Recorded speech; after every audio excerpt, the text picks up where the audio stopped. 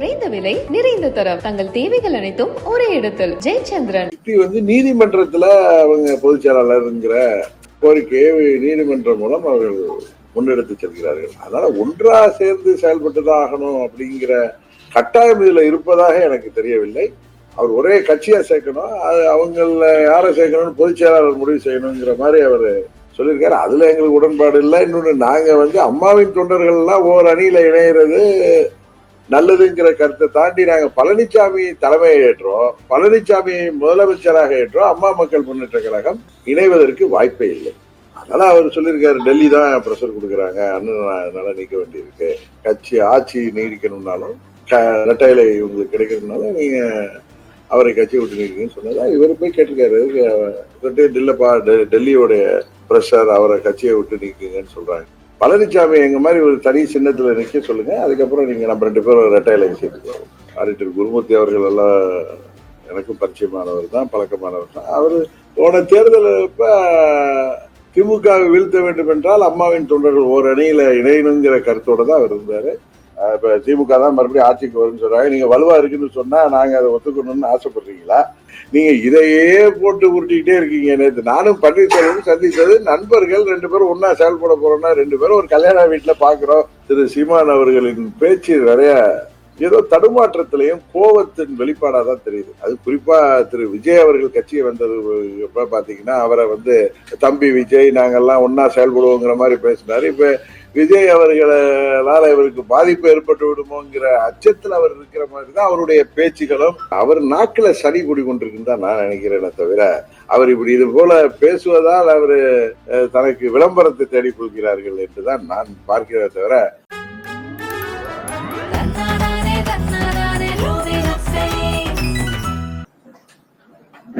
நீங்க எதுவும் கேட்கறது சார், நேற்றுக்கு பன்னீர்செல்வம் அவர்களை நீங்க சந்திச்சிருக்கீங்க, பார்த்தோம். முக்கியமா என்ன பேசுனீங்க? அந்த சந்திப்புடைய அரசியல் முக்கியத்துவம் நானுமே உங்க தொலைக்காட்சிகள்ல இதுல பார்த்தேன். நம்ம இவங்க பெரியவர் விஐடி ஜிபி அவர்களுடைய திருமணத்துல நான் போயிருந்தேன். அவங்க அவரும் வந்திருந்தாரு. அவரை சந்திச்சேனே தவிர ஒன்னும் பெரிய அரசியல் முக்கியத்துவம் வாய்ந்த பேச்சுவார்த்தை நாங்க எதுவும் நடத்தல. 2 நட்பு ரீதியாக பேசிக் கொண்டிருக்கிறோம், அவ்வளவுதான். சசிகலா அவர்களோடு நீங்க இணைந்து செயல்படுற மாதிரி எந்தவித நிகழ்வுமே நடந்த மாதிரி தெரியல. ஆனா அவங்களோட சேர்ந்து செயல்படுவோம்னு சொல்லிட்டு இருக்கிறீங்க. ஏன் அந்த இல்ல நாங்க அம்மா மக்கள் முன்னேற்ற கழகங்கிற ஒரு அரசியல் இயக்கத்தை எடப்பாடி பழனிசாமியின் துரோகத்திற்கு எதிராக கடந்த 8 ஆண்டுகளாக நடத்திட்டு வர்றோம். அவங்க எங்க சித்தி நீதிமன்றத்துல அவங்க பொதுச் செயலாளர்ங்கிற கோரிக்கையை நீதிமன்றம் மூலம் அவர்கள் முன்னெடுத்து செல்கிறார்கள். அதனால ஒன்றா சேர்ந்து செயல்பட்டுதான் ஆகணும் அப்படிங்கிற கட்டாயம் இதுல இருப்பதாக எனக்கு தெரியவில்லை. திரு ஓபிஎஸ் அவர்களும் நானும் உங்களுக்கு தெரியும் ஒரே கூட்டணியில இருந்தோம். ஏதாவது தேவைப்பட்ட நிகழ்ச்சிகள்ல அரசியல் ரீதியான போராட்டங்கள்ல ஒன்றாக செயல்படுவோம். செங்கோட்டையன் அவர்கள் ஒரு அதிருப்தியை தெரிவிச்சிருந்தாங்க. அவங்க எல்லாம் இணையணும், பிரிஞ்சு கட்சியில இருந்து தெரிஞ்சவங்க இணையணும்னு சொல்லி கோரிக்கை வச்சிருந்தாங்க. அதன் பிறகாக அவருடைய செயல்பாடு என்றது கொஞ்சம் அமைதிப்படுத்தப்பட்டிருக்குது. இந்த நிலையில நீங்க செங்கோட்டையன் அவர்கள்ட்ட ஏதாவது பேசியிருக்கிறீங்களா? அவருடைய அந்த கருத்துக்கு உங்களோட ஆதரவு எந்த வகையில்? இல்ல, அவர் அம்மாவின் தொண்டர்கள் எல்லாரும் ஓர் அணியில இணையணுங்கிற கருத்துக்கு நாங்க உட்படுறோம். அதே நேரத்துல யாரெல்லாம் கட்சியில சேர்க்கணும்னு பொதுச் செயலாளர் முடிவு செய்யணும் அப்படின்னு அவர் சொன்ன கருத்து அன்றைக்கே அதுக்கு நாங்க உடன்பாடு இல்லைன்னு சொல்லியிருக்கேன். இதுல ஊடகத்திலே சொல்லியிருக்கேன். அவரெல்லாம் யாரெல்லாம் சேர்க்கணும், எல்லாரையும் சேர்க்கணும், அவர் ஒரே கட்சியா சேர்க்கணும், அது அவங்கள யாரை சேர்க்கணும்னு பொதுச் செயலாளர் முடிவு செய்யணுங்கிற மாதிரி அவரு சொல்லியிருக்காரு. அதுல எங்களுக்கு உடன்பாடு இல்லை. இன்னொன்னு, நாங்க அம்மாவின் தொண்டர்கள் எல்லாம் ஓர் அணியில இணைகிறது நல்லதுங்கிற கருத்தை தாண்டி நாங்க பழனிசாமி தலைமையை ஏற்றோம், பழனிசாமி முதலமைச்சராக ஏற்றோம். அம்மா மக்கள் முன்னேற்ற கழகம் இணைவதற்கு வாய்ப்பே இல்லை. ஏன்னா அவருடைய துரோகத்தை ஏற்றுதான் நாங்க இந்த இயக்கம் கட்டிருக்கோம். அங்க உள்ள மற்றவர்கள் யாரோ அந்த நேரத்துல ஆட்சி அதிகாரம் இருந்த காரணத்துலாம் அங்கே இருந்திருக்கலாம். அவர்கள் மேலெல்லாம் எங்களுக்கு ஒன்றும் யார் மேலேயும் ஒன்றும் வருத்தங்கள் இல்லை. துரோகம் செய்தது பழனிசாமி. அன்றைக்கு அவர் எங்க பார்த்திபன் 18 சட்டமன்ற உறுப்பினர்ல ஒருவர். அவர் போய் அவர்கிட்ட கேட்டப்ப என்னங்க சொன்னார் உங்கள்கிட்ட, நீங்களே சொல்லுங்க, என்ன உங்கள்கிட்ட நீங்க போய் எதுக்கு என்ன நீக்கிறாங்கன்னு கேட்டீங்களா? அதுக்கு மேல இருந்து நீக்கி சொல்றாரு அப்படின்னு வார்த்தையை சொன்னாங்க டெல்லியில. அதனால ரெட்டலை வேண்டும்னா கட்சிக்கு அப்ப ரெட்டலை எல்லாம் முழங்கி இருந்துச்சு. திரு பன்னீர்செல்வம் அவர்கள் பண்ணனால ஆர்கே நகர் தேர்தலுக்கு சமயத்தில் கரெக்டு தானே. அதனால அவர் சொல்லியிருக்காரு, டெல்லி தான் ப்ரெஷர் கொடுக்குறாங்க, அண்ணன் அதனால நீக்க வேண்டியிருக்கு. கட்சி ஆட்சி நீடிக்கணும்னாலும் ரெட்டையிலை உங்களுக்கு கிடைக்கிறதுனால நீங்க அவரை கட்சி விட்டு நீக்கீங்கன்னு சொன்னதா இவர் போய் கேட்டிருக்காரு. துறை பொதுச் செயலாளராக இருந்த என்ன நீக்கினீங்கன்னு கேட்டப்ப அவர் சொல்லியிருக்காரு, டெல்லியில இருந்து உள்ள ப்ரெஷர் தான் அப்படின்னு சொன்னதை. அது மாதிரி எங்க எம்எல்ஏக்களை பல பேர் போய் கேட்டிருக்காங்க. திரு ரங்கசாமி அண்ணன் போன்றவர்கள் கேட்டப்ப அவர் இதே பதில தான் சொல்லியிருக்காரு. ஒவ்வொருத்தையும் இல்லப்பா டெல்லியோடைய ப்ரெஷர், அவரை கட்சியை விட்டு நீக்குங்கன்னு சொல்றாங்கன்னு அவர் சொல்லியிருக்காரு. அது உண்மையா பொய்யாங்கிறது எங்களுக்கு தெரியாது. இவங்கள்ட்ட சொன்னதை அவர் சொல்றாரு. இதே மாதிரிதான் அவர் பொய்யா பேசி தன்னை சுயநலத்துல இன்றைக்கு கட்சியை கையகப்படுத்தணுங்கிற நோக்கத்துல அன்றைக்கு அவர் தொடர்ந்து செயல்பட்டு வர்றாரு. கட்சி நல்லா இருக்கணுங்கிறத தாண்டி ரெட்டைலை கையில வச்சுட்டு இருக்கோம், நிர்வாக அமைப்பை கையில வச்சிருக்கோம். இன்றைக்கு புரட்சி தலைவர் காலத்துல நான் திரும்ப திரும்ப சொல்றது, பொதுச் செயலாளர் பதவிக்கு யார் வேண்டுமானாலும் போட்டியிடலாம், அடிப்படை உறுப்பினராக இருக்கணும் அப்படிங்கிறது தான். அதை எப்படியெல்லாம் 2017 செப்டம்பர் 12 பொதுக்குழுல ஒருங்கிணைப்பாளர், இணை ஒருங்கிணைப்பாளருங்கிற பதவிகளை கொண்டு வந்து அதை பொதுக்குழு தான் தேர்ந்தெடுக்கணும் அப்படிங்கிற மாதிரி அந்த சட்டத்திட்டத்தை அடிப்பையே மாற்றினார். அதிமுக தொண்டர்கள் பழனிசாமி அவர்களை ஏற்றுக்கிட்டு தானே இவ்வளவு ரெட்டலைக்கு விழக்கூடிய வாக்குகள் என்பது ஏற்றுக்கொள்ளவில்லை. நீங்க மறுத்தா கூட இவ்வளவு வாக்குகள் என்பது அவர் ஏற்றுக்கொள்ள இல்ல ரெட்டலைக்காக விழுகின்றவருக்கு பணபலத்துக்காக வாழ்ந்தவர்கள். பழனிசாமி எங்க மாதிரி ஒரு தனி சின்னத்துல நிக்க சொல்லுங்க, அதுக்கப்புறம் நீங்க நம்ம 2 பேரும் ரெட்டைலை சேர்த்துக்குவோம். இது ஆர்கியூ பண்ற விஷயம் இல்ல. அந்த கட்சி போன முறை 74-75 சீட் அந்த கூட்டணி பெற்றது. ஆட்சி அதிகாரம் இருந்தப்ப பணபலத்தோட போரிட்டப்ப 2000 அப்ப என்ன வாக்கு சதவீதம், 2024 பாராளுமன்ற தேர்தலில் அவ்வளவு பணபலத்தோட அவங்க பல இடங்கள்ல அவர்கள் தேர்தலை சந்தித்த போது வாக்கு சதவீதம் நீங்க சொல்றீங்க 20. இந்த சட்டமன்ற பொறுத்தவரை உறுதியாக அதெல்லாம் அவர்கள் அடைய முடியாது. சீட்டு எண்ணிக்கையும் ரொம்ப சரிந்து விடும். அதுதான் இன்னைக்கு தமிழ்நாடு இருக்கிற ரெட்டைலையை பலவீனப்படுத்தி கொண்டிருக்கிறார். ரெட்டைலைக்காகவும் பலபலத்துக்காகவும் கிடைக்கின்ற அந்த கட்சி பெயருக்காகவும் கிடைக்கின்ற வாக்குகள் இன்றைக்கு மக்கள் புரிந்து வருகிறார்கள். புரட்சி தலைவர் இதே அம்மா அவர்களின் வெற்றி சின்னம் ரெட்டைலை இன்றைக்கு தவறாக பயன்படுத்தப்படுவதை உணர்ந்து வருகிறார்கள். உண்மையிலே நீங்க சொல்ற மாதிரி தான் அவர்கிட்ட கேளுங்க. அவருக்கு சொன்னாரு, அவங்க தனி சின்னத்துல நிக்கிற மாதிரி நீங்க தனி சின்னத்துல நின்று அவருடைய செல்வாக்கை நிரூபிக்கட்டும், அதுக்கப்புறம் நம்ம ஒத்துக்கலாம். நேற்று சிவி சண்முகம் அவர்கள் முன்னாள் அமைச்சர் அதிமுக அவரு சொல்லியிருக்காங்க, குருமூர்த்தி அவர்கள் அதிமுக அழிக்க நினைக்கிறார் அப்படின்ற கருத்தை சொல்லியிருக்காங்க. நீங்க எப்படி பாக்குறீங்க? அது அவருடைய கருத்து. எனக்கு ஆடிட்டர் குருமூர்த்தி அவர்கள் எல்லாம் எனக்கும் பரிச்சயமானவர் தான், பழக்கமானவர் தான். அவரு போன தேர்தலப்ப திமுகவை வீழ்த்த வேண்டும் என்றால் அம்மாவின் தொண்டர்கள் ஓர் அணியில இணையணுங்கிற கருத்தோட தான் அவர் இருந்தாரு. இப்பயும் அது மாதிரி தான் அவர் இருக்காருங்கிறது தான் எனக்கு தெரிந்த தகவல். என்டிஏ கூட்டணியை பொறுத்த வரைக்கும் அதிமுக பாஜக வலுவா இருக்காங்க, உங்களை வெளியே வந்த பிறகும் இருக்காங்க. நீங்க என்ன செய்ய போறீங்க? இல்ல சார், நாங்க செய்யறது அவர் தான் கேட்டார்ல, இப்ப திமுக தான் மறுபடியும் ஆட்சிக்கு வரும்னு சொல்றாங்க, நீங்க வலுவா இருக்குன்னு சொன்னா நாங்க அதை ஒத்துக்கணும்னு ஆசைப்படுறீங்களா? எனக்கு தெரியல. நாங்க என்ன செய்ய போறோங்கிறத நீங்க டிசம்பர் மாதம் வரை பொறுத்திருக்க வேண்டாம். இப்ப இன்னொரு ஊடகத்தை சேர்ந்த நண்பர்கள் தான் ஒரு கேள்வி கேட்டார், அது நீங்க காதுல வாங்கலன்னு நினைக்கிறேன்.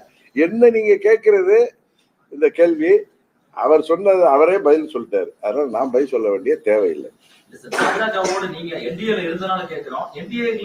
சார் அப்ப என்டிஏல இல்ல சார். நீங்க திரும்ப அதையே இன்னொன்னு பல முறை உங்க கேள்விகளுக்கு பதில் சொல்லிட்டேன்.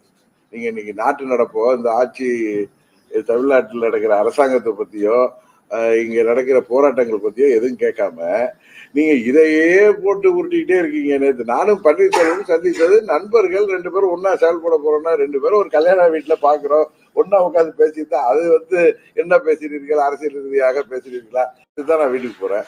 சாயங்காலம் நானும் டிவியில பாக்குறேன் செங்கோட்டையனை சந்தித்ததாக தகவல். அது மாதிரி நீங்க உங்களுக்கு பரபரப்பா செய்திகள் போடுறீங்க. நல்ல வேலை எங்களை டேமேஜ் பண்ற மாதிரி போட்டா நாங்க போய் சொல்ல வேண்டிய ஒரு கட்டாயத்துக்கு இருக்கோம். சீமான் அவர்கள் கூட இன்றைக்கு அண்ணா அவர்கள் கருத்துக்கு கடந்த ஓராண்டாக பாத்தீங்கன்னா முன்ன வந்து திரு சீமான் அவர்களின் பேச்சு நிறைய ஏதோ தடுமாற்றத்திலையும் கோபத்தின் வெளிப்பாடா தான் தெரியுது. அது குறிப்பா திரு விஜய் அவர்கள் கட்சியை வந்தது பாத்தீங்கன்னா அவரை வந்து தம்பி விஜய் நாங்கெல்லாம் ஒன்னா செயல்படுவோங்கிற மாதிரி பேசினாரு. இப்ப விஜய் அவர்களால இவருக்கு பாதிப்பு ஏற்பட்டு விடுமோங்கிற அச்சத்தில் அவர் இருக்கிற மாதிரி தான் அவருடைய பேச்சுகளும் அவர் விஜயை பற்றி பேசுவதும் நமக்கு தெரிகிறது. பின்ன தந்தை பெரியாரை அதாவது தமிழ்நாட்டில் மதிக்கப்படுகின்ற தமிழ்நாடு மக்களின் நலனுக்காக சமூக நீதிக்காக தமிழ்நாடு இன்றைக்கு தனி ஒரு முக்கியத்தோடு தனித்துவத்தோடு இருக்குதுன்னா அதுக்கு காரணமான தலைவர்களை அது தந்தை பெரியாரா இருக்கட்டும், பேரறிஞர் அண்ணா, புரட்சி தலைவர் எம்ஜிஆர் அவர்களை பற்றி எல்லாம் இவர் சனியன் பேசுறது, இவர் தந்தை பெரியாரை பத்தி பேசுறதெல்லாம்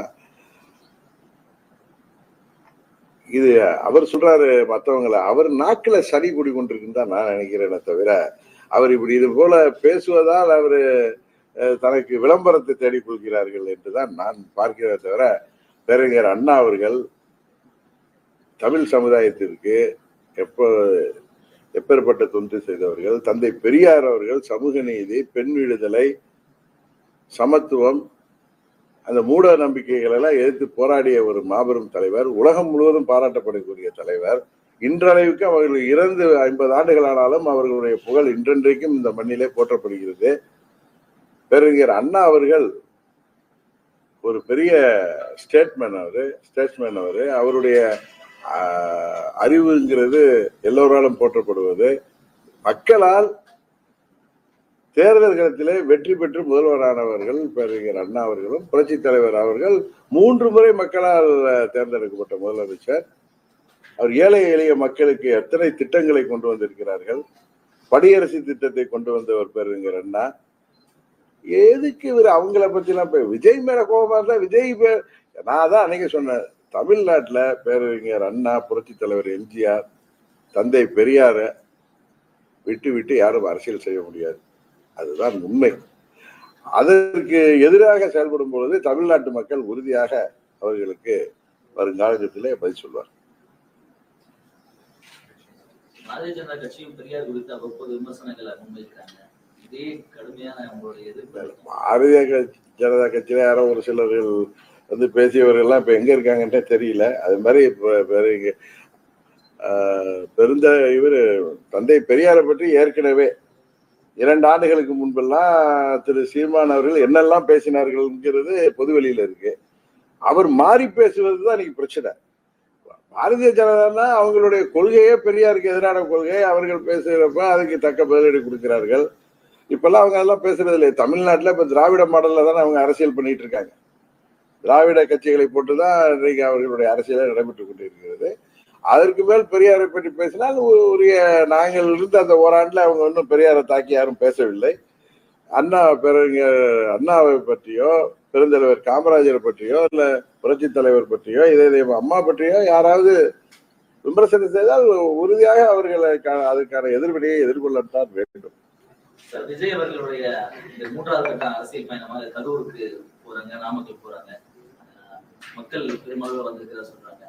எப்படி பாக்குறீங்க சார்? இப்போ ஒரு ஆண்டுக்கு பிறகு அவரோட இல்ல சார், நான் தான் உங்களுக்கு சொல்றேன், ஒரு திரைப்படத்துறையில உச்ச நடிகராக இருந்த பொழுது திரு விஜயகாந்த் அவர்கள் வந்தார்கள். அவர்கள் 2006 தேர்தலில் ஒரு தாக்கத்தை உருவாக்கினார். ஒரு மைனாரிட்டி கவர்மெண்டே வந்துச்சு. இப்பொழுது விஜய் அவர்கள் அதை விட அதிகமான தாக்கத்தை உருவாக்குவார்கள் என்று நான் அனுபவத்திலும் நான் உங்க போன்ற ஊடகத்துறை நண்பர்கள், இது சர்வே எடுப்பவர்கள், இது போல நான் எங்கள் இயக்கத்தை சேர்ந்த நண்பர்கள் சொல்வதை வைத்து எனக்கு யார் மேலேயும் பொறாமை கிடையாது. அதனால நான் எதாச்சும் சொல்றேன். அதுக்காக உடனே அவரோட கூட்டணி போவீங்களான்னு கேட்டீங்கன்னா அந்த கருத்து எண்ணத்துல நான் யாரையும் சொல்றது இல்லை. எப்படி உதயநிதி ஸ்டாலின் அவர்கள் துறை முதல்வராக ஆனப்ப அரசியலுக்கு வந்ததை திரு ஆதவ அர்ஜுனா சொன்னப்ப நான் என்ன சொன்னேன், அவரு தேர்தல் நின்று மக்களால் வெற்றி பெற செய்யப்பட்டு வந்திருக்காரு. அதை போய் அவங்க திரு ஸ்டாலின் அவர்களுக்கு முழு அதிகாரம் இருக்கிறது, அவர் அவர் துணை முதலமைச்சராக இருக்கிறார். ஏன்னா ஒரு குடும்ப பிடியில் ஆட்சி மாட்டிக்கொண்டு இருக்கிறத நம்ம விமர்சிப்பது வேற, ஒருவர் நேரடி அரசியல்ல ஜனநாயக நாட்டுல வர்றதை போய் விமர்சிப்பது வேறன்னு சொன்னா, அதுக்காக நான் வந்து அன்னைக்கு திமுகவோட போறேன்னு நீங்க யாரும் கேட்கல ஒரு வருஷத்துக்கு முன்னாடி. ஆனா இப்ப வந்து நீங்க விஜயோட கூட்டணி போறீங்களா? நான் எந்த முடிவும் எடுக்கலைங்க. உண்மைதான். நாங்கள் வந்து டிசம்பர் மாதம் வரை நாங்கள் பொறுத்திருப்போம். அதுக்கப்புறம் தான் எங்க முடிவுகளை அறிவிப்போம். இதுக்கு மேல நான் கிளாரிட்டி கொடுக்க முடியாதுன்னு நினைக்கிறேன். விஜய் தாக்கத்தை ஏற்படுத்துவார் நீங்க உறுதியா சொல்றீங்க. தாக்கம்ன்றது எந்த அளவுக்கான தாக்கம்? அது வந்து என்னால அதுக்கு எது என்னட்ட மீட்டர் இல்ல, மானிட்டர் இல்ல. அது தாக்கத்தை உருவாக்குவார். அது மே மாதம் தேர்தல் முடிந்த உடனே தெரியும். விஜயகாந்த் உருவாக்கியது போல உறுதியாக தாக்கம் இருக்கும். அது எல்லா கட்சிகளும், எங்கள் கட்சி உட்பட எல்லா கட்சிக்குமே அது பாதிப்பை உருவாக்குன்னு சொல்றேன். இதை நான் நியூட்ரலா எனக்கு தெரிஞ்சதை நான் சொல்றேன், வெளிப்படையா சொல்றேன். ஏன்னா எனக்கு யாரை கண்டு அச்சமும் கிடையாது, யாரு மேல பொறாமையும் கிடையாது. நான் யாரை கண்டு பயந்து அவர்களை தாக்க வேண்டிய அவசியமும் இல்லை. எங்களை விமர்சிப்பவர்கள் யாராக இருந்தாலும் பதில் விமர்சனம் உறுதியாக வைக்கும். அது ஜனநாயக ரீதியாக நாங்கள் வந்து விமர்சிப்போம். தரம் தாழ்ந்து என்றைக்கு யாரையும் விசாரிக்க நாங்கள் விமர்சிக்க மாட்டோம்.